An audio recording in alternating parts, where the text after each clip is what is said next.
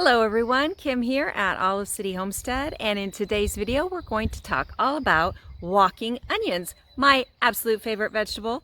Well, it vies up there with purple tree kale, but yes, for today it's my favorite vegetable, otherwise known as Egyptian walking onions, and let's go see. I believe they are the absolute best plant that every vegetable gardener should grow. They're easy, they're delicious, and they self-propagate like crazy, and they're fun too. So what are walking onions? These are walking onions. So guys, they look just like green onions, except instead of forming a flower with seeds at the top, they form something a little different. And it looks like this. When that little pod bursts open, out come little bulbils. It looks like this at first, and you can kind of see through the filmy, translucent, papery covering. And instead of a flower, inside are new onions that you can plant somewhere else. And so you have a perpetual cycle, never ending, of more green onions. Sometimes these green onions that come out of the top actually form another little bulb themselves. Let's see if we can find one. Okay, here's a perfect example. This one is burst, new green onion, and there you go. It is forming a new bulb right at the top there, which will then burst open with more little bulbs too. Pretty soon, your 2, 3, or 4 little green onions multiply into 2, 3, or 400 green onions, which you can give away, right girls, or just eat. So they're called walking onions because they walk. They, if left to themselves, tend to get heavy with the load of what they're carrying and bend over to the ground and then take root there, if the, environment is right. Also, you'll see that this is sort of moving up the stalk until it reaches the top. That's what I was told they would do. I have to say that most of mine simply form their bulbils right at the top. I haven't noticed too many of them walking up the stem to the top. I have seen dozens, okay, but out of the hundreds and hundreds I grow, most seem to just be there at the top. Now maybe I'm missing the walking part, but I think the reason these Egyptian walking onions are labeled walking is because of the way they walk across the garden by bending over and taking root. Now I never let that happen because I pop these off and plant them and grow new plants everywhere. Don't I, BB-8? I'll tell you what, these green walking onions are hardy.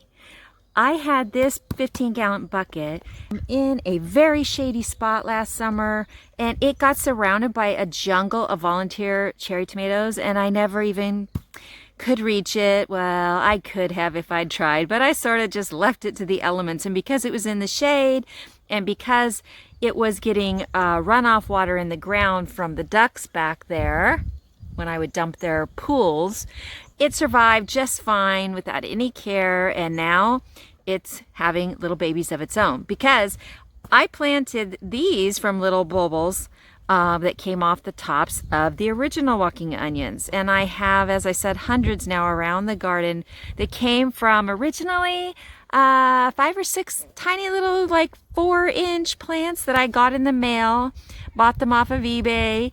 I couldn't find them anywhere else at that time, but I encourage you to try to find them because definitely this is the one plant I think every single vegetable gardener should grow. It multiplies so easily.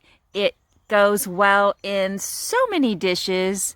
I mean, green onions, you'll never ever have to buy them again. And the flavor is better than any store green onion I've ever had. Now, some people want to know, can you pull them up and harvest the bulbs? Well, you could, especially if you've got hundreds growing like I do. But the bulb below the ground never gets very big. It stays pretty small.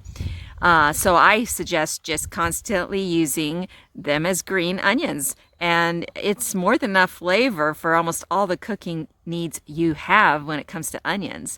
And you'll never have to go to the trouble of buying either onions from the grocery store or, trying to sow new onions or planting bulbs because, again, all you have to do is pop the top off, and plant. There's really just nothing simpler than that. So I have 4 or 5 little plants here. They were just a few inches tall when I planted them last spring. They were, of course, top bulbils from other older walking onions. And here they are 1 year later. They're popping out new onions themselves. These were grown in absolute full sun. They get, in the midsummer, they get probably 14 hours of sun a day, and they do great. And then those ones I showed you that were in the shade last year did fine. So they are a very hardy plant, and they are very adaptable to different sun situations. Here I have a couple of 15 gallons of them that I really overplanted with a bunch of babies that I intended to transfer out. And that just sort of fell by the wayside. And you know what? They could have done a lot better, would have, if I had separated them and planted them out. But they did just fine. And now so many of them are giving me more that I get to go plant.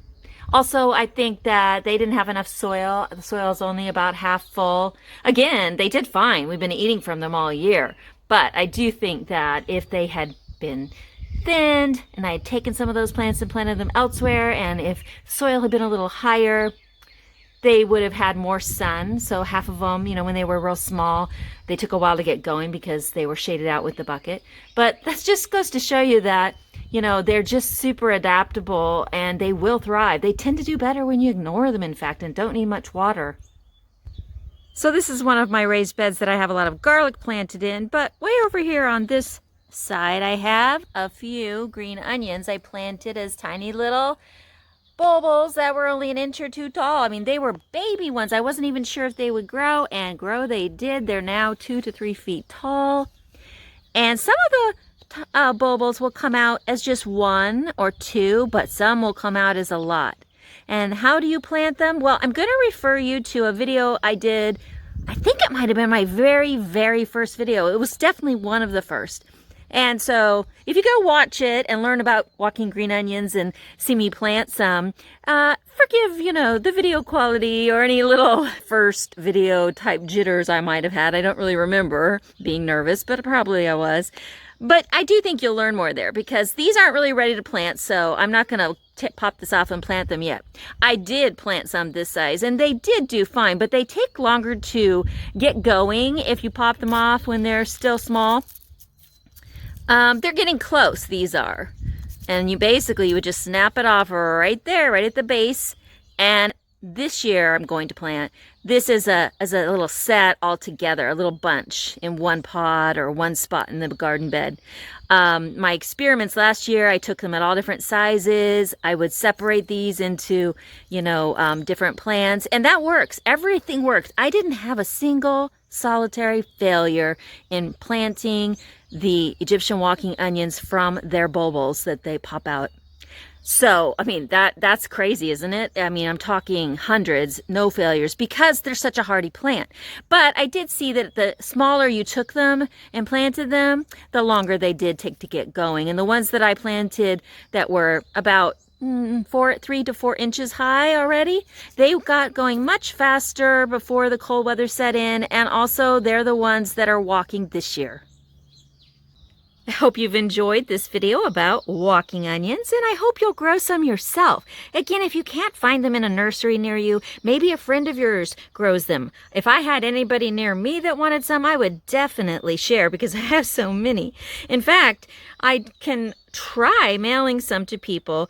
That's how I got mine, of course, in the mail, and I'd be happy to do that if you contact me soon. These are an example of ones I planted when they were only about 1 inch tall, and I told you they take longer to get going that way, but now they look good, and this year they're gonna just take off.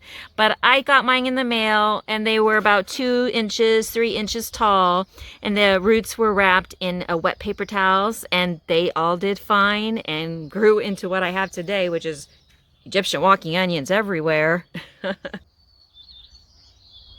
If you haven't yet subscribed to Olive City Homestead, I encourage you to do so if you are interested in gardening, whether that be vegetables, flowers, fruit orchard. That's stuff I do here all the time, and I am not a natural gardener. I have learned as I've gone along, and you can too.